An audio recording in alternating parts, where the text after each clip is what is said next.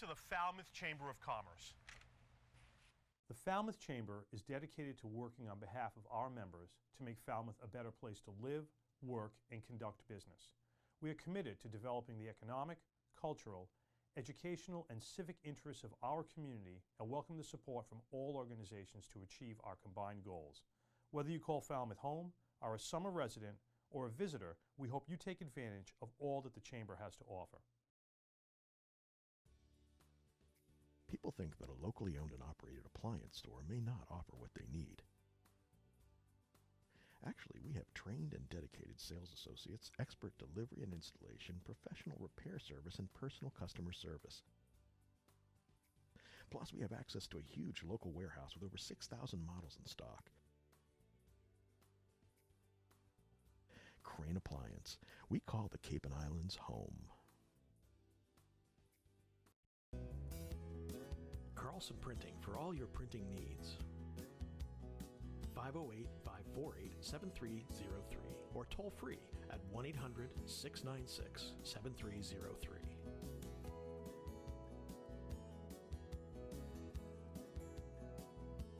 Our email address is carlsonprinting@aol.com. Carlson Printing for all your printing needs. Hosting services for fctv.org are provided by MegaNet Communications. MegaNet offers a wide array of internet services including Mega Backup Cloud Service, server colocation, T1, fiber, Metro Ethernet, as well as telephone services such as hosted PBX and digital voice. Their number one goal is to keep your communications network up and running and allow you to focus on growing your business. 877-634-2638 or meganet.net.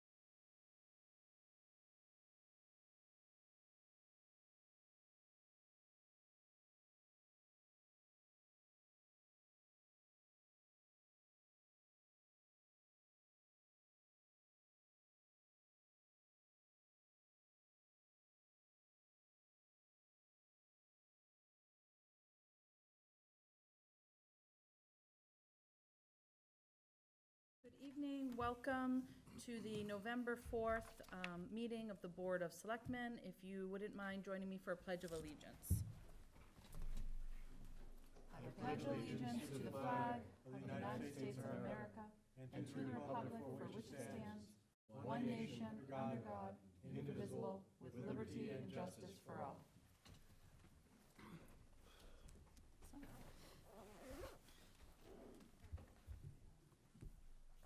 Thank you.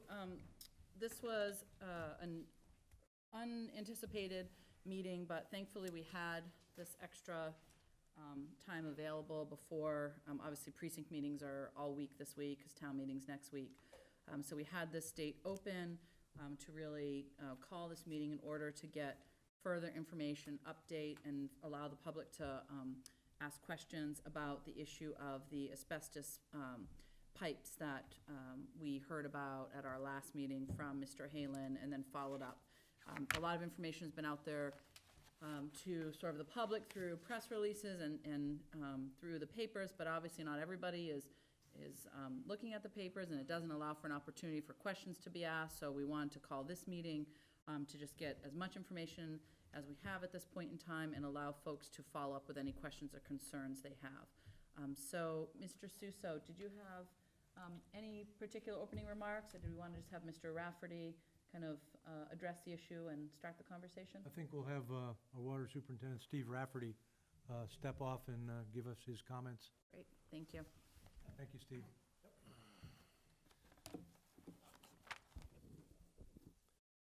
Good evening. Thank you for calling this meeting and providing a forum to address the concerns raised regarding the Water Department's storage of asbestos cement pipe. As the Water Superintendent, I am responsible for the actions of the Water Department's employees and for seeing that we perform our job to provide the townspeople with clean water delivered reliably. With regards to the asbestos pipe that is part of our distribution system, the DEP has a guidance document initially developed in 2015 and most recently updated and reissued in July of this year. The department has followed much of the guidance given, but not all of it. We have been consistently following the guidance on how to cut and remove pipe, but we have not been consistently following the guidance on storage and disposal. We are in the process of correcting that deficiency. At no time have we put the public's health or the water supply at risk in our handling and storage of asbestos cement pipe. 38% of the town's water piping is asbestos cement pipe that was installed in the 50s, 60s, and 70s, and is 45 to 65 years old. Many of our water main breaks are associated with failure of the rubber gasket in the asbestos cement pipe's collar-style joint gasket system. Short segments of pipe and pipe collars removed during the pipe repairs have been stockpiled within a fenced, locked cage located off of Pumping Station Road. The fence cage is sited outside of Long Pond's watershed. We have not been in conformance with DEP guidance on storage and disposal of asbestos cement pipe. Some, but not all of the pipe, has been placed within a plastic wrapper. On Thursday, October 20th, I met with a DEP representative from the Bureau of Air and Waste for direction on how to dispose of the pipe we have already accumulated and how to bring the town's process for handling and disposing of these pieces of pipe into agreement with the DEP's guidance documents, to not store any asbestos pipe for longer than 30 days. Disposal of the pipe that we currently have will include hiring a licensed asbestos abatement contractor to evaluate the site storage area, to quantify the amount of material to be packaged and disposed of, followed by removal of the material for disposal at a landfill that is licensed to accept special waste that contains asbestos. Going forward, we are establishing standard operating procedures for documentation of the department's work on asbestos pipe that will include pre-demolition survey and documentation, post-abatement documentation, notification of the DEP a minimum of 10 days prior to any work on asbestos pipe that is not an emergency, notification by phone to the DEP prior to excavation commencing on any emergency, and providing them written documentation within 24 hours of any work that we do. Packaging and storage of removed asbestos in accordance with the recommendations of our asbestos abatement contractor. And finally, contracting with a licensed asbestos disposal firm for removal on a 30-day cycle. There are specific regulatory requirements for working with and around asbestos-containing materials. Those regulations presume that the materials are friable unless determined by a properly trained individual that they are non-friable. The easiest explanation I can offer for what is friable is that dry skin will flake and moisturized skin will not flake. Non-friable means it will not flake. In 2015, the DEP's guidance document was issued on asbestos cement pipe because of the important distinction that asbestos cement pipe that is in service is by its nature wet and saturated and non-friable. Regarding actual work practices, supervisory staff and work crew leaders are trained and certified as competent to confirm that asbestos cement pipe within a trench is non-friable and to work on the repair of asbestos cement pipe. All staff have been furnished appropriate respiratory masks, and cutting of asbestos pipe is done with the appropriate tools for wet cutting. We will be extending the training to all field staff in the water department. But to avoid this becoming a lecture by me on asbestos cement piping, I'd like to make myself available to answer any questions you may have. Great, thank you. Madam Chair, could I just interject? I believe Steve mentioned a meeting with the DEP representative, and I think he mistakenly said it was October 20th. It was actually this past Thursday, October 30th. Okay, great, I'm sorry. Yeah, okay. I just want to clarify that so there's no confusion. Great, thank you. And maybe we could just work backwards for a moment. When you're talking about the cutting of the pipe, we're not only now providing the respiratory masks, that's been done, is that correct? Okay. Correct. So the issue hasn't been with the cutting, the issue where we've fallen short isn't with the cutting or removal of the pipe or the safety of our public works employees. It's with the storage and the disposal, is that correct? The complaint that was lodged had to do with the storage of the pipe. Okay. Just, I just want to make sure we're looking at, there's two sort of separate issues, whether or not the people who work for our community are working in safe conditions that comply with requirements, and then the other piece obviously is the disposal of it. So that's the piece that hasn't been done right. In my studying of asbestos, the biggest problem with asbestos is getting into the air as opposed to getting into ground or liquid. Am I correct in that assumption, or? You are very correct in that assumption. And to what level of difference is the danger of it? So the limitation on inhalation of asbestos, I think it's 10 fibers per liter of air. There is a value put out by the EPA for asbestos in water that is 7 million or 70 million?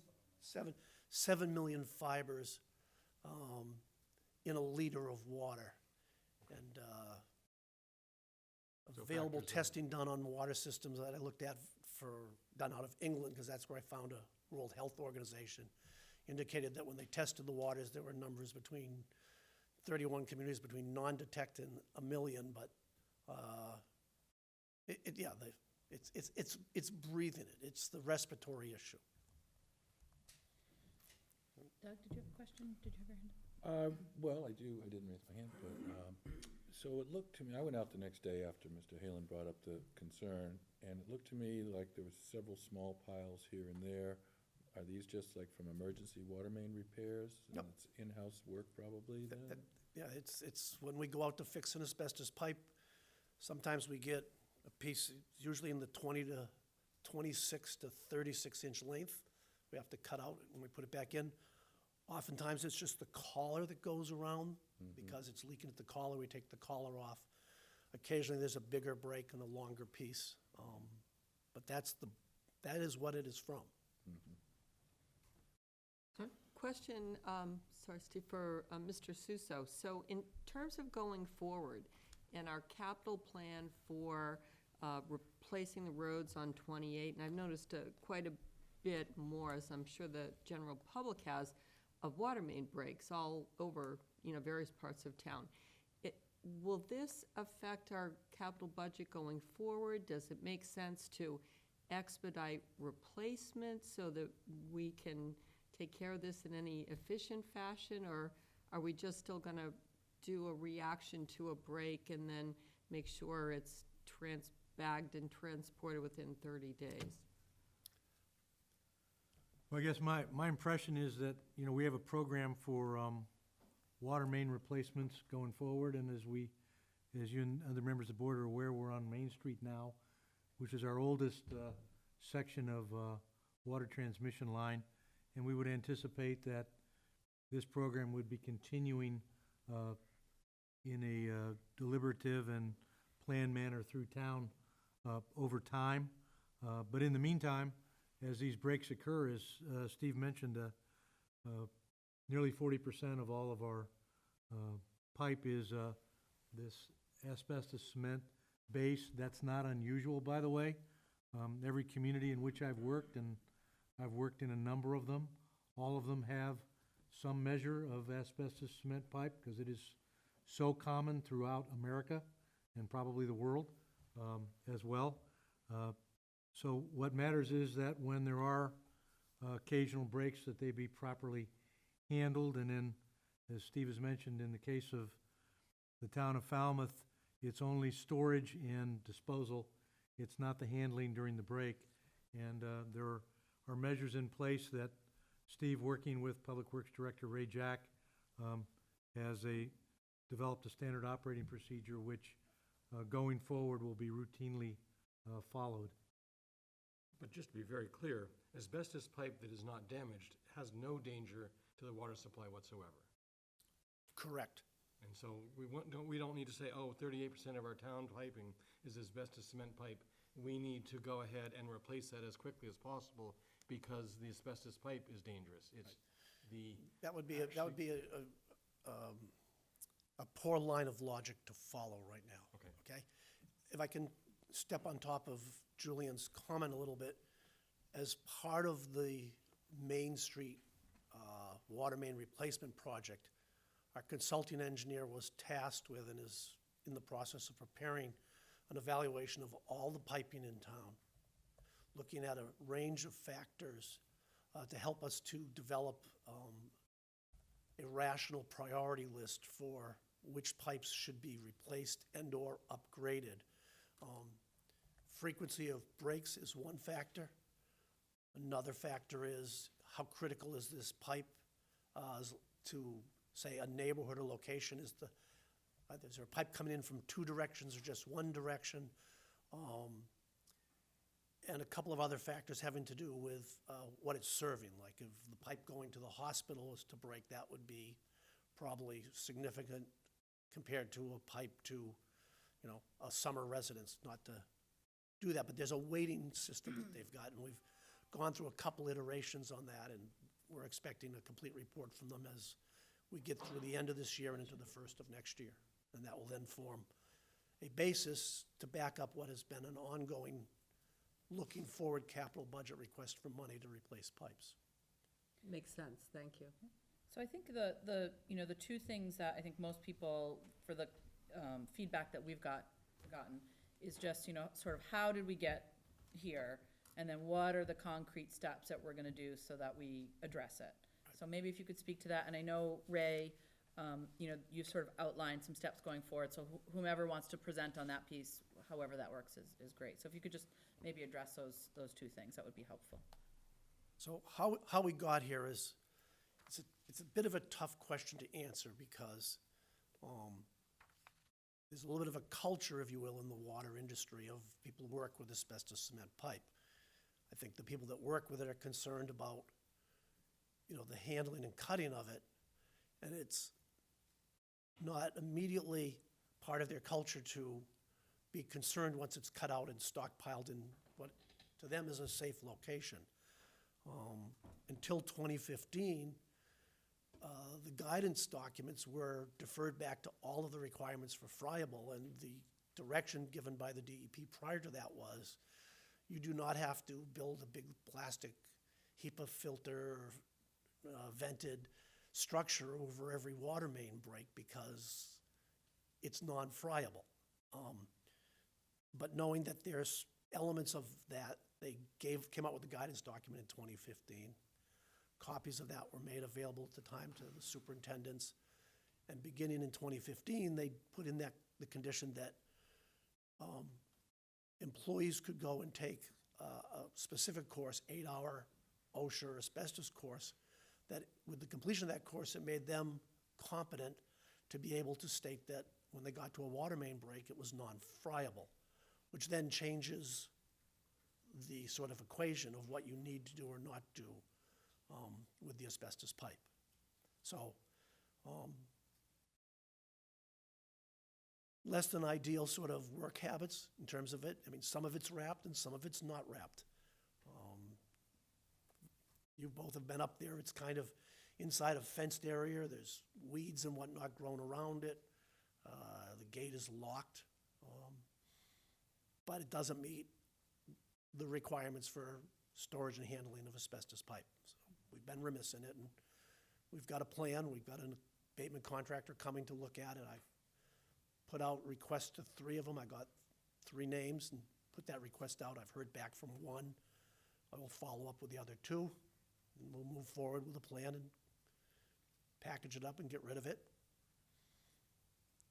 Let me ask you one other question just related to the Main Street project. Is that really large project, does that contract already include the disposal of pipes that might have asbestos? Yeah, the contract. In other words, is that already accounted for and wrapped into the contract that we have? Contractor CC Construction is responsible for doing work safely, but keep in mind that we're putting a ductile iron pipe in, replacing a cast iron pipe. Right. There's a number of locations where we have to tie the new pipe to the side street pipes, and the contractor has to follow the guidance document for doing that work on those side street tie-ins. But less asbestos pipe because this is older, is that correct? That pipe is, It's the cast. asbestos cement had not been invented. It was Hadn't even been thought of. It was 50 or 60 years in the future before it would be invented when that pipe was put in back in 1898. Any other questions for the board? Or Ray, did you want to talk about the steps going forward? And then we can take any questions or comments from the public. Thank you, Mr. Rafferty. First, let me say that I have my regrets that we have to be here this evening for this, and I take full responsibility for that. Moving forward, we're implementing a number of different steps with regard to standard operating procedures in order to fully establish who's supposed to do what and when. The procedures are clear. The training includes all of those procedures, as evidenced by the fact that some of the pipe is wrapped. So it's not as though we do not know what is supposed to happen. It's just that we haven't been following it as closely as we should. So to ensure moving forward that we don't have to have another such meeting, and to ensure at least the board and the public that this should not happen again, one of the first steps is that no AC pipe repair at any time is going to be authorized unless a supervisor authorizes it, the field supervisor or assistant field supervisor. That makes them aware that the work is taking place. There will be a pre-inspection form completed by the individual who is the competent person on site, which is generally a crew leader or the supervisor. So that pre-inspection is specific to AC pipe that outlines a number of different evaluations that are done. The proper removal of the piece and encapsulation at the site, because it is supposed to be wrapped while it is physically on that site, and then properly stored. After the work is completed, before the trench is closed up, a competent person who is trained in AC pipe removal is also going to do an inspection form, a post-inspection form, to make sure that there is no AC components left around, and to ensure that the site is safe and meets all requirements. Thereafter, the pipe goes to the designated storage facility. In this case, it is down at the old shop area at Long Pond. What I am considering is that after this particular pieces of pipe are removed from that facility, is the possible relocation of where that facility storage might be. I think that specifically the main garage area at Gifford Street would be a more appropriate location. And that way it would have, I think, better security, because at present the field crews do not occupy that space on off Old Palmer Road. So they're relocated to the new water plant. And I think so that this one would have greater oversight down there. But then the field supervisor is going to be required to, field supervisor or assistant field supervisor is going to be required to do a site inspection at the storage facility immediately after all AC pipe repairs are completed, to ensure that they've been properly wrapped and that they've been properly sealed, and that the storage is appropriate. Once a month on the first week of every month, the field supervisor or assistant field supervisor will do an inspection of the facility in order to determine if any AC pipe components are there and maintain an inventory of that. Following that inspection, he will schedule the removal for that to occur within the following week is when that will be scheduled. That will ensure that, on the one hand, the removal and the site, meaning the original site where it was removed, and the removal practices as well as de-sealing practices and storage practices are properly being adhered to for each individual job, as well as overall during the course of the year, monthly, to make sure that in no way and under any circumstance would any pipe remnants be down there for longer than the 30 days that would be allowed. So that's where we're at the present time. Great, thank you. Any questions about that from the board? Okay, thank you. So any comments or questions from folks? If you got to come on up to the podium, introduce yourself, please. Michael Halen. I got a few questions. I don't know how this is going to work, but my first question is, are Mr. Jack or Mr. Rafferty trained in asbestos removal? Have either of them taken the 8-hour OSHA course? I'm going to list all my questions down at once. Sure, yeah, go Okay. ahead. Second question is, the breathing apparatus that Mr. Rafferty spoke of, when was it purchased? Can we get a receipt? Can the public see a receipt of when it was purchased? What was purchased?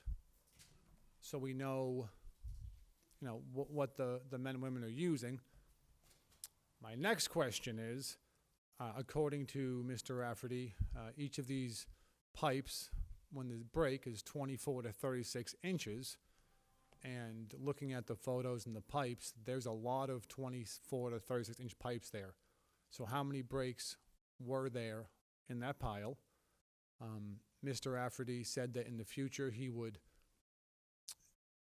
do the legal thing by calling DEP 10 days before, or if it's an emergency, calling DEP that night and following up the next day. So how many of these pipe breaks occurred? And how many times did he call them for the 10 days? And how many times did we have, the certifications the DEP carries? So if hypothetically that was 10 breaks, there should be 10 certifications from asking the DEP. I'm also interested in the other equipment that the men and women use while in the pipes. According to the DEP, OSHA, etc., they should be wearing full body suits, non-pliable full body suits. So when they're there and they're cutting the pipes, one thing I don't agree with what they said is that the pipes are not friable if untouched. Once you cut those pipes, they become friable. And I would like to know what saw they are using to cut these pipes, because you cannot just cut these pipes with a water saw. It's a special saw you need, and it cannot just be water. It has to be augmented water with some other chemicals to stop the friability. So at any point in time, if any of these men and women were in this pipe, cutting the pipe, which causes it to be friable, without a ventilation system, which we don't, that's why I would like to know when these happened, the breaks happened, and when we got these ventilators, and to make sure that we had the ventilators the whole time when these pipes were happened. Unfortunately, and this goes back to another question, if we don't have the calls to the DEP, emergency or not, it's tough to tell. If the workers did not have the full body suits, non-porous hats, booties, full bodies, and they have asbestos friable from cutting the pipes on their clothing, they can bring that home. A lot of workers in our town, police, fire, DPW, etc., have very small children. So if they were not giving the proper full body suits, boots, everything, there's a possibility they brought asbestos home to their newborn children, their teenagers, etc. Now, asbestos won't be shown for 10, 20 years, but I am concerned that we are going to have a number of children in our town 10, 20 years from now who have mesothelioma because of the unsafe practices of what happened. Also, the storage of the pipe was to be kept wrapped in the hole and then put into a weather-tight container and taken out within 30 days. The site in question, the gate to that area was only closed July 4th weekend when there was some issues with Goodwill Park. Prior to that, it had always been open. Also, the fenced-in area inside of that water, the old pumping station, that fenced-in area was also never closed or not always closed. And that keeps coming up, not necessarily true. In one of the newspaper articles, I read that those pipes came from the New Year's Eve water main break. So that was been now 10 and a half months, 11 months, whatever it is. But according to the size of the pipes, there are many more water breaks. So, because the newspaper article, there should be some DEP documentation for that break. We'd like to see that. I'd like to see all the equipment and the timing to make sure it all lines up. I'm worried about the workers in this town and their families because this is nothing to mess around with. And from what I'm hearing tonight from you all, it's kind of like, oh yeah, we made a mistake, but we're going to fix it in the future. And that's all well and good until, someone dies from this. And it's a horrible death. My grandfather died from this. And if we have town workers who are going to get sick years from now, and possibly their families and children, and at the end of the day, we're like, oh, no harm, no foul, we figured it out, that's horrible. And also, to Mr. Jones's point, you had said earlier that asbestos in the water has no negative effects. I did not say that, sir. All right, well, you asked the question, maybe Mr. Rafferty confirmed that asbestos in the drinking water above the certain level does have negative effects. It creates polyps in the intestine and colon. Right. There was nobody said that asbestos in water isn't problematic. We were talking, Mr. Jones was asking about the levels, and Mr. Rafferty answered as to what it's 7 million. 7 million parts per liter. Yeah. So I'm assuming that in the past week, another question, have we tested the amount of asbestos in our drinking water? Because just saying that, it has to be 7 million, it's kind of a, without any knowledge and facts, it's kind of a tough thing to say. So I think that the main concern, as opposed to the drinking water, is the working conditions for our men and women in this town. Yep, so let's get some answers to some of those questions. Maybe Mr. Jack or Mr. Rafferty, if the two of you would both come up, because I'm guessing you might be able to it might need both of you to address some of these issues. So I saw you writing some of the questions down. So the first one was, have either you or Ray taken the OSHA, the course for the asbestos handling? I have not, and Ray has not. And then it was about the breathing apparatus that we discussed earlier. So when I started in 2015, we had face mask, dust mask, respirators that everybody was using. I think some of you are aware that within the last year, the Division of Labor Standards incorporated some of the requirements, not quite sure how to phrase this, OSHA regulations are now applicable to municipalities. So internally at the DPW, we went through an exercise of reviewing what everybody had for their personal protection gear, and we issued new respirators to everybody back in Peter, was it February? When did we do that? In February of this year. So I can probably produce a receipt back into February. I don't know, I'd have to dig back and to see where we got masks and whatnot in previous years. Okay, so those aren't something that were purchased after October 20th, I think is the main concern. no, It's not something that's been purchased They're to purchased back in rectify. February, yep. Okay. Purchased and assigned, yep. And how many breaks would you estimate those pipes represent, or how many breaks have we had since last February, if you can? So I don't have that number in front of me. We have a number of breaks. I am willing to go back into our work order system and get a download of the number of breaks and provide you that number. Okay, that'd be great. I don't want you to guess if you don't know.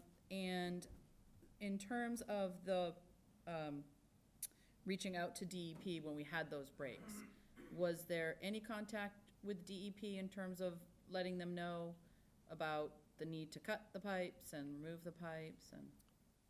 Back in 2015, when the guidance document first came out, we did notify the DEP of our procedures and of the use of the fenced-in area for our storage yard. Since that time, we do not have a history of contacting the DEP. Again, we're taking what's in the guidance document and implementing it into a standard operating procedure going forward for all the pre- and post-inspection forms, which are fundamentally forms that one would use. The forms evolved from if you had ceiling tiles that had asbestos in them. But we're going to take the forms that are available from the DEP guidance document and use them religiously going forward. So, but let me just ask you, so for the getting permission or notification, is that required by the DEP? I'm going to get some help here. I'd say it is. Yeah, it's in the guidance document. Yeah. So there's a minor distinction here. There's regulations for asbestos. And then there's a guidance document for working with asbestos cement pipe. So the DEP will hold you to following that guidance document. So we are going to follow it. Okay. And then the issue of the requirement that that workers wear full body suits, is that a DEP requirement? That is not in their guidance document. It is in the OSHA regulations for working with friable asbestos. So if somebody's going to come in and abate the ceiling tiles in this room, that would be a requirement. Okay, and that leads us to the other sort of, that distinction of friable and non-friable. I mean, I'm not asking anyone, no one here is an asbestos expert, but Mr. Halen was noting that once you're sort of cutting the pipe, that it becomes friable. Can you just speak to that issue? During the cutting, there's possibility of particulates, fibers getting loose. But once cut, it doesn't, by its nature, become friable at that point. Again, the guidance document suggests that once you cut it, you bag it because it's been sitting there wet. And concrete is porous, although not very porous. So when we take the pipe out of the trench, it's wet. So we need to bag it up.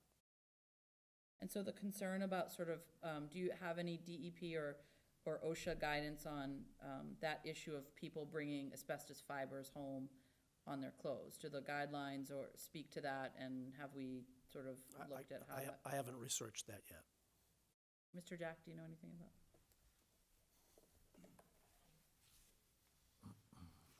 The procedures for cutting a piece of AC pipe require that the pipe be wetted. It can be wetted with water, it can be wetted with a surfactant, it can be wetted with an agent, and the agent that Mr. Halen's referring to is actually soap, okay? But that's the key component, is to have it wet when it's being cut in order that it doesn't create airborne fibers. And could you just, I'm sorry, could you just address the issue of, are we following guidelines with what workers are wearing when they're doing this work. Yes. And I think the other issue, the other specific question was about the fenced-in area not being locked or being locked. Can you speak to that issue? I know we're talking about a long period of time. I know it's locked now. I know the pictures were from a while ago, but any sense of sort of the security of that area over the last 10 months? To my knowledge, it has been locked, but I can't provide absolution on that, but it is a requirement that the facility be secured. Great, thank you. Sue, did you have? Also, I can just say in a random inspection when I was up there, I think after our potluck, I was up there the week after that because Mr. Rafferty and I had a discussion about the building, and that fenced-in area was locked then, just as a random date that I would happen to be there. Doug? Just a note about the OSHA safety training. I don't have OSHA safety training for asbestos, but I have it for carpentry and construction. And when we started taking the OSHA courses, the one thing I noticed, and my guys commented also, OSHA training makes it clear that the worker is the primary person to look out for their own safety, and they put that onus on the employee to learn what they should be doing safely. And if they're not doing it safely because they're not being provided the equipment, then they need to speak up, say something to their supervisor, and I hope that could be the route to fixing these problems rather than having to bring in outside, monitoring to correct our problems. But not to say that the workers are all on their own, but I'm saying that's where it starts, because if you're sending a guy into the hole to cut the pipe and he doesn't realize he doesn't have the right equipment, he should just say, hey, boss, I need that equipment, I forgot it, I don't have it today. Or even the safety issue of the pipe storage. If somebody is alerted to that and realizes it's a problem, I hope they would send you an email and say, boss, you forgot to lock the gate, or we got that stuff that's been sitting there for a while. Geez, that would be so much more helpful in assisting what we have. I concur with your observation as to what the OSHA programs offer. We have been putting the crew leaders and the supervisors through the OSHA program, but as I said in my statement, we're going to be extending that to all staff, the utility workers as well. The next session that's being offered is in early December in Springfield. I'm evaluating how many positions are open and available, and these come up about every 2 or 3 months, then they're done by the Mass Waterworks, the New England Waterworks. So, going forward, everyone in the department that works in this area will go through the training. Great. It's probably not helpful that all your water main breaks seem to happen at 5 in the morning on a Sunday, right? Actually, they usually happen at 3:30 in the afternoon as everybody's had a full day of work and it's time to go home. Right, yeah. I guess it's never a good time. Good, Mike, go ahead. I just have a couple of follow-up questions, Yep. if I may. Yep. I just wanted some clarifications. Mr. Rafferty said that in 2015, he spoke to the DEP about the regulations. And then I believe he said something to the effect of there's been no communications since. So I guess my question is, has Mr. Rafferty or Mr. Jack contacted the DEP on any of these water breaks, given the 10 days or the emergency 24-hour callback the next day? You want to answer that one? We'll come back. No. So that has been the, I guess, standard operation procedure for 4 years now. My second question is, in the newspaper, the pipes were claimed to be from the New Year's Eve water break, and Mr. Rafferty just said previously that they ordered ventilators in February, and before that they were using some kind of a dust mask. With my research, a dust mask does not give the proper ventilation to protect a worker's lungs. So I guess my next question is, prior to the February order of ventilators, were you just using regular dust masks that one could get at Home Depot?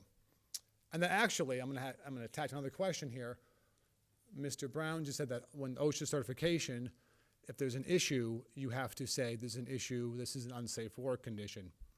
At any point in time, were any of the workers who were doing this work not OSHA certified? So if you have 2 guys in there, one of them's OSHA, one of them's not OSHA, the person who's not OSHA certified then would not know those regulations, I'm assuming. I might have one more question, but Mr. Rafferty can answer that one about the ventilators. Yeah, that'd be great, thank you.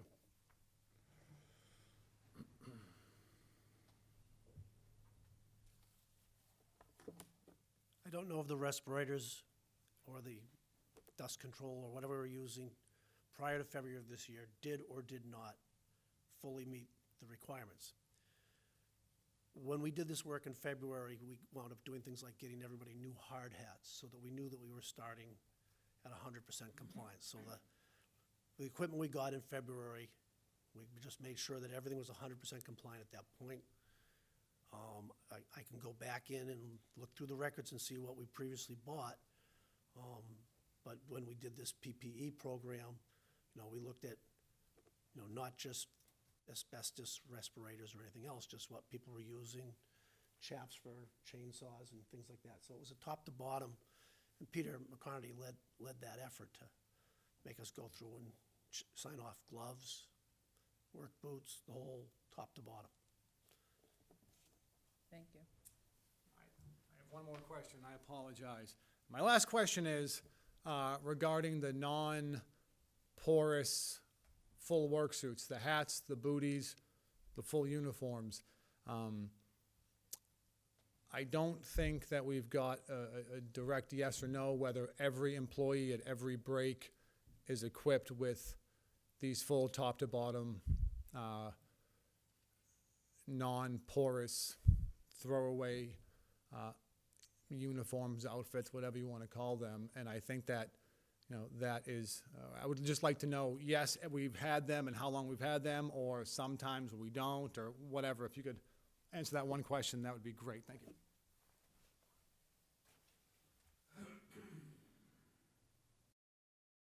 We have not, and I'm going to make it easy, the suits are often referred to as Tyvek suits.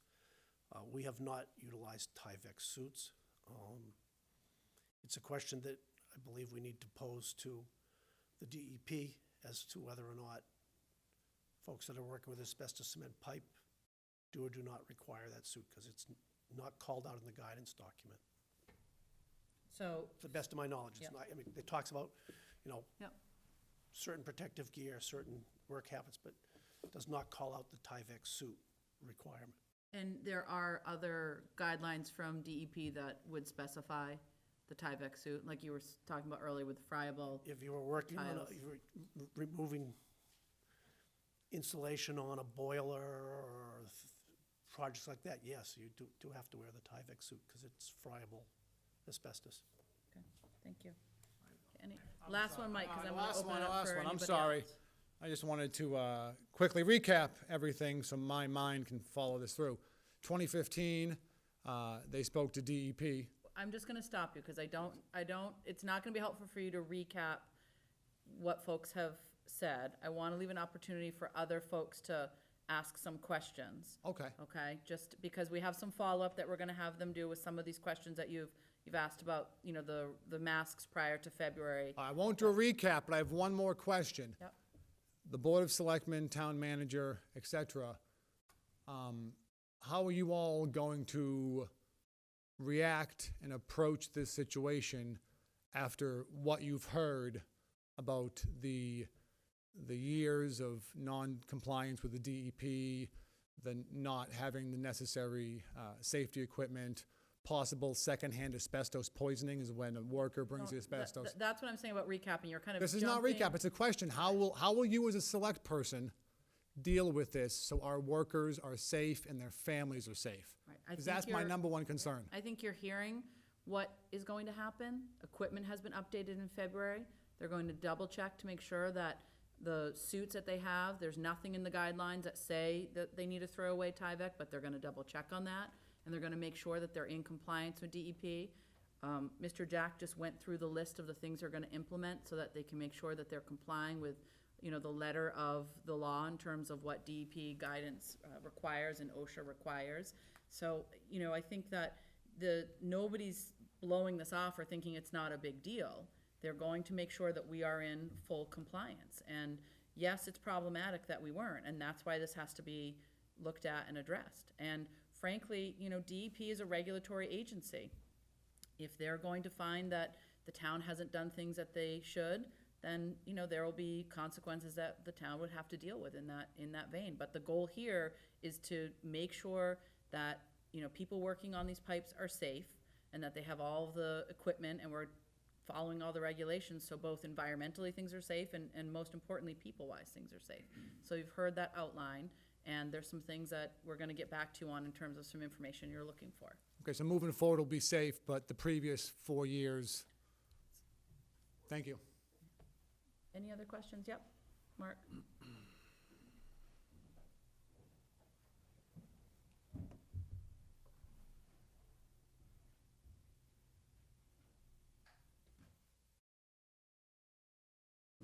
Just two things.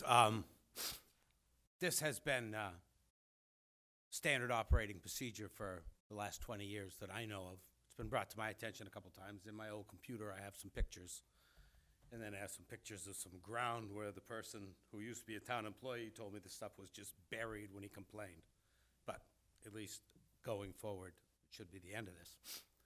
But I'm just curious, listening to Mr. Rafferty list the EPA rules or whatever, and I'm sure you wrote them down. There's 7 particles per liter.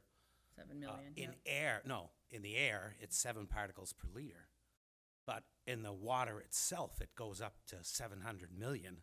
And the first thing that came into my scientific brain was, what the hell happens when the water dries that's got the 7 million particles in it?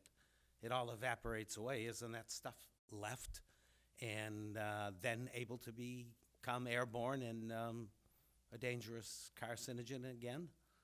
Say you're washing your car, even taking a shower, drying up for whatever reason. I mean, water evaporates and the asbestos isn't going to evaporate. I don't know if anybody can answer the question, but it seems. So I think, but what you're asking, and Mr. Rafferty can answer this, is do we have a problem with asbestos in our water supply? Can you, and that's something that actually Mr. Halen asked, do we test for asbestos in our water supply?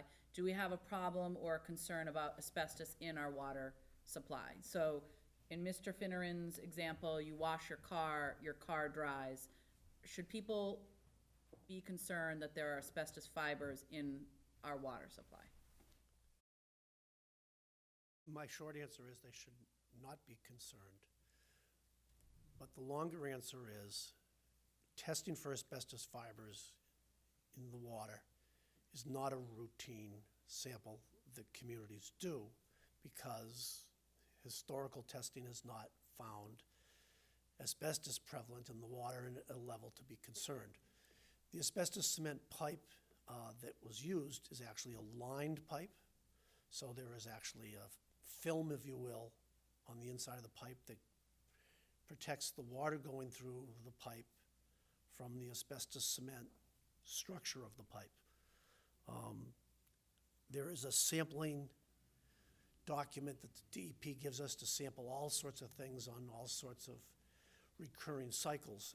I don't have in front of me today when the last time the DEP asked to have a sample of asbestos in the water supply, but according to the sample schedule that is current with me, they would ask us to do it in 2022, okay? You have a recollection of any time distant past? So it's probably something that we should arrange to do. It's just, it's not a common sample that's done by people.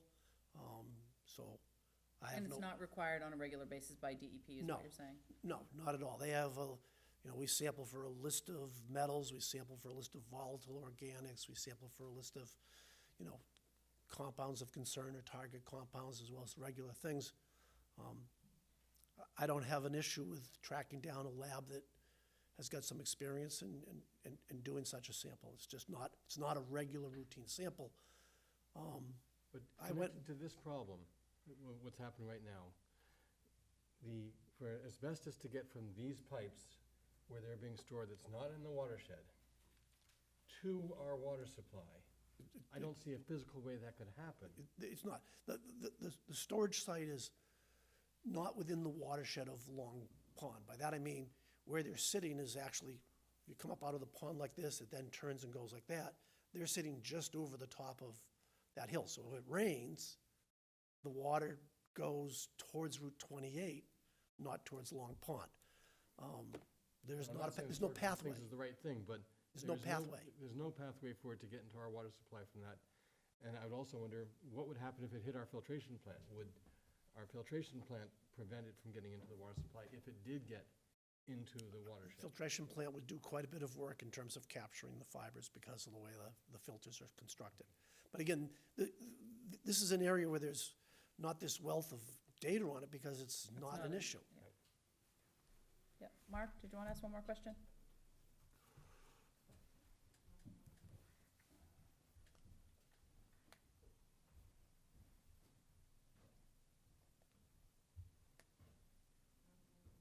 My understanding is, I'm sorry, I forgot this, that when these respirators are purchased, the person who sells them to you or a professional, a company certified, has to fit test every mask to the individual employee and then re-inspect and retest these masks on a yearly basis. At least that's what I was told, and I'd like to know if this, in fact, was done when these masks were purchased. Well, let's ask first, does anybody know if that's an actual requirement? Because I'm not, pointing out, you can come up. I mean, people get told a lot of things, so does anyone know if that's an actual requirement? If you know, come on up. You have to come You to just the gotta come mic. up because you gotta come up to the mic. But Peter, if you wanna come up with this gentleman. Peter McConerty, Deputy Director of Public Works. Back in February, when we did do this PPE training, when the DLS started to incorporate the OSHA training and the OSHA laws, we did do PPE charts, and we fitted for all the PPE across the board for everything that Public Works would use. And with these masks and respirators, they were fit tested. They were fit tested in the office. It wasn't by the company that sold the masks. It was by the superintendents of the divisions. And there's two ways that you can fit test. Anyone that ever had put on a respirator and wears glasses, a lot of times people don't like to wear respirators when you're wearing glasses because they fog up. Well, that's an obvious reason why they need to be fit tested. They're fogging up because the air is not coming out of the respirators, it's coming out of the top and going through the glasses. So one way is to put your hands over, when they fit that on, to put the hands over the respirators. They should not be able to bring any air to go in. It should be going right out the respirator. And another way is a smell test. There's a smell test that they can put out to see that you could do that. And companies in the past, they didn't do such nice things when they were testing workers. They'd do things that would be like a nasty color that you wouldn't actually be able to breathe when they wave it under you. So they knew that that your respirator was leaking. Mm-hmm. But the way they did it is we did the fit test over the respirators. That's how we did that. Okay, thank you. Sir, did you wanna come up? And also, Okay. it's the same didn't mean to interrupt. No, go ahead. These are the same respirators that we use with our highway department is out when they're cutting concrete with the silica dust. So it's the same type of respirators gets into the air. Great, thank you very much, Peter. Sir, did you wanna come on up and?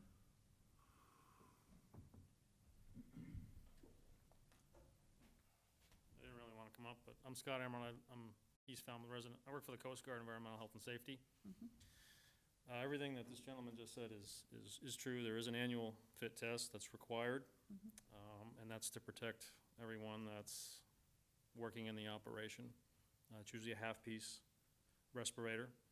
I won't dig into anything else, but he basically hit all the nails right on the head. Thank So- you. And it but happens once a year, so we're not you quite should at be doing that. it at least once yes, at least once a year, and the staff who are using these respirators it's on them to make sure that their respirator is Working. is correct, yeah, because your facial features can change over the year, you gain weight, you lose weight, so the onus is on the individual who's donning and doffing the respirator. Ultimately, the work supervisors and everyone involved, it's an umbrella effect, but ultimately, it does fall on that individual to make sure that respirator is functioning correctly with with all the tests and the smoke tests and all that, too. Great. Thank you, appreciate it.